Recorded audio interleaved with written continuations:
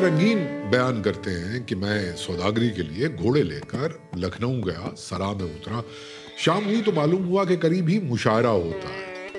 کھانا کھا کر میں بھی جلسے میں پہنچا۔ ابھی 200-300 آدمی ہی آئے تھے، لوگ بیٹھے تھے، باتیں کرتے تھے، حقہ پیتے تھے، میں بھی وہیں بیٹھا ہوں۔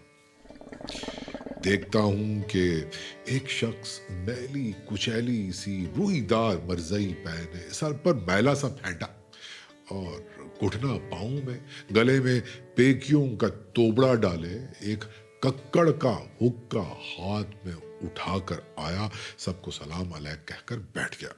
کسی نے اس کی مزاج پرسی بھی کی، اور پھر اس شخص نے اپنے توبڑے میں سے تمباکو نکالا اور چلم پر سلفا جما کر کہنے لگا کہ بھائی ذرا سی آگ تو اس پر دھر دینا۔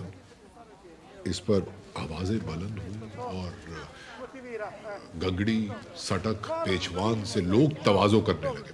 وہ شخص بے دماغ ہو کے بولا کہ بھائی ہمیں ہمارے حال پہ چھوڑ دو، نہیں تو ہم جاتے ہیں۔ سب نے اس کی یہ بات سن کے تسلیم و تعمیل کی۔ دم بھر کے بعد وہ شخص دوبارہ بولا کہ کیوں بھائی ابھی تک مشاعرہ شروع نہیں ہوا؟ تو لوگوں نے کہا کہ لوگ جمع ہوتے ہیں، باقی صاحب آ جائیں تو مشاعرہ شروع ہو۔ اس پر اس شخص نے کہا کہ بھائی ہم تو اپنی غزل پڑھ دیتے ہیں۔ یہ کہہ کر اس نے اپنے توبڑے میں سے کاغذ نکالا اور غزل پڑھنی شروع کر دی۔ کمر باندھے ہوئے چلنے کو یہاں سب یار بیٹھے ہیں، بہت آگے گئے، باقی جو ہے تیار بیٹھے ہیں۔ نہ چھیڑ اے نگہتے باد بہاری، راہ لگ اپنی، تجھے اٹکیلیاں سوجھی ہیں، ہم بیزار بیٹھے ہیں۔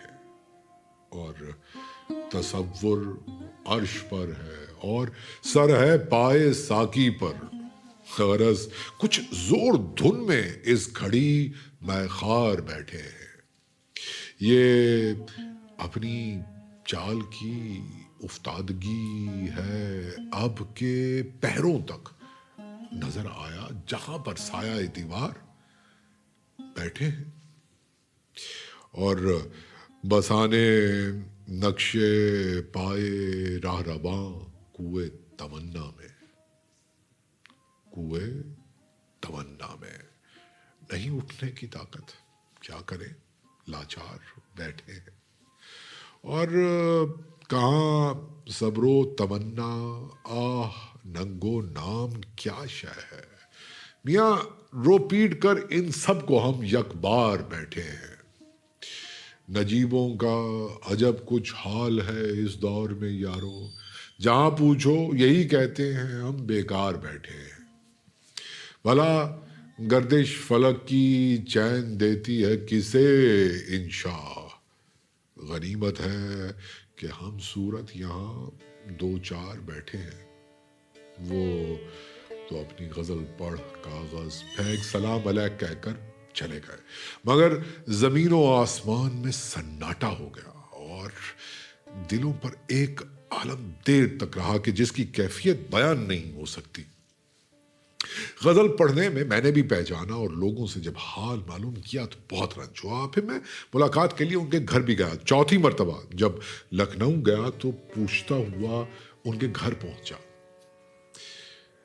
کسی زمانے میں اس دروازے کے سامنے ہاتھی جھومتے تھے اور اب وہیں پر خاک اڑتی ہوئی دکھائی دیتی ہے، کتے لوٹتے ہیں۔ میں نے ڈیوڑی پر دستک دی تو اندر سے کسی بڑھیا نے پوچھا کون ہے بھائی؟ یہ ان کی بیوی تھی۔ میں نے کہا کہ سعادت علی خان دلی سے آیا ہے۔ چونکہ سید انشاء سے انتہا درجے کا اتحاد تھا، اس عفیفہ نے پہچانا اور دروازے پر آ کر دیر تک روتی رہی، کہنے لگی کہ ان کی تو عجیب حالت ہو گئی ہے بھیا۔ اے لو میں راستے سے ہٹ جاتی ہوں، تم اندر آؤ خود ہی دیکھ لو۔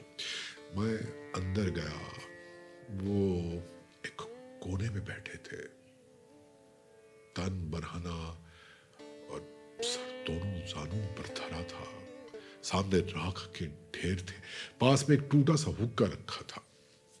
کہاں وہ شانوں شکوہ کے جھمگٹ، وہ گرم جوشی چولوں کو باتیں ہوتی تھی، اور اب یہ کیفیت دیکھی، میرا تو دل بھر آیا۔